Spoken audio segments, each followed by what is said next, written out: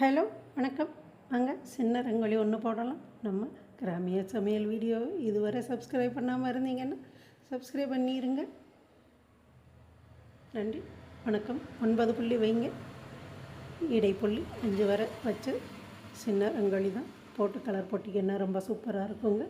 Beginners பார்த்தா ஈஸியாக போட்டுடலாங்க. ஈஸியான கோலம் தான்.